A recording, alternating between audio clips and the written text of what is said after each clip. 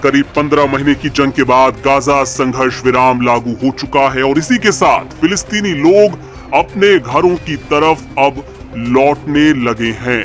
और भले ही वहां पर तबाही का मंजर हो, लेकिन फिलिस्तीनियों के चेहरों पर खुशी है और साथ ही वो एक नई दुनिया बसाने के लिए अब अपने आशियानों की तरफ, अपने उजड़े हुए आशियानों की तरफ लौटने लगे हैं।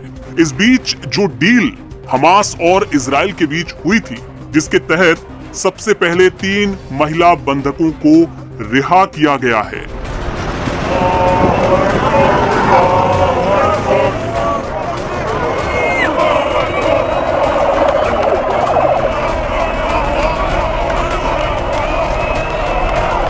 जी हाँ, 3 महिला बंधकों को हमास की तरफ से रिहा किया गया और बाकायदा इसका वीडियो भी जारी किया गया हमास की तरफ से।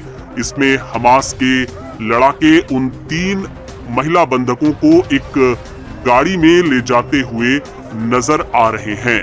लेकिन एक जो सबसे गौर करने वाली बात है वो ये कि हमास के लड़ाके इस दौरान पूरे यूनिफॉर्म, जो उनकी एक जो ड्रेस होती है, जो उनकी वर्दी है, उसमें नजर आए। आप देखिए इन तस्वीरों को गौर से, सिर पे एक हरे रंग का पट्टा, चेहरा पूरी तरह ढका हुआ काले नकाब से।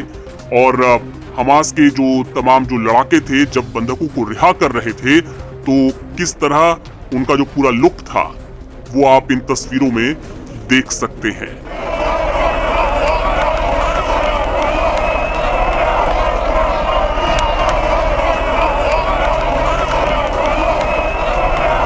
हमास के नकाबपोश बंदूकधारी वाहनों में सवार होकर जब गाजा की सड़कों पर नजर आए तो एक जश्न का सा माहौल वहां पर बन गया।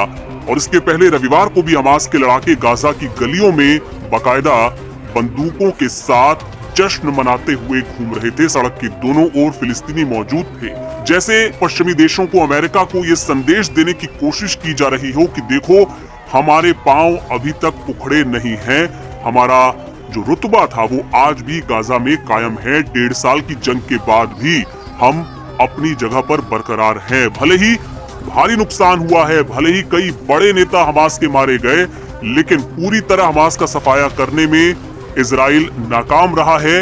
ये संदेश हमास ने इस वीडियो के जरिए, अपनी वर्दी के जरिए देने की कोशिश की है। इसके पहले जैसा हमने आपको बताया, गाजा की सड़कों पर जिस तरह से जश्न मनाया गया था, वो भी यही संदेश देने की एक कोशिश थी पूरी दुनिया को। और ये वाकई इस बात में सच्चाई भी है कि 1.5 साल की जंग में न तो इजराइल सभी बंधकों को रिहा करवा पाया और उसे उसी समझौते पर हस्ताक्षर करने के लिए मजबूर होना पड़ा जो अब से 8 महीने पहले किया गया था। और जो समझौता हुआ है उसके तहत 1 के बदले 30 की डील हुई है, यानी हमास एक बंधक अगर छोड़ेगा तो इजराइल को 30 फिलिस्तीनी कैदी रिहा करने होंगे। इस हिसाब से आज जब हमास ने 3 महिला बंधकों को रिहा किया तो इजराइल को उसके बदले में 90 फिलिस्तीनी कैदियों को रिहा करना पड़ा। और ये जो बंधकों की जो अदला बदली हुई, उस दौरान हमास ने अपनी ताकत दिखाने में कोई कसर नहीं छोड़ी। सफेद रंग की ये पिकअप ट्रक थी जिसमें हमास के जो लड़ाके थे वो मुंह पर नकाब बांधे हुए गाजा की गलियों में हथियार लहराते हुए नजर आए थे। और पूरी दुनिया को ये संदेश हमास ने देने की कोशिश की है कि अब गाजा को नए सिरे से बसाया जाएगा।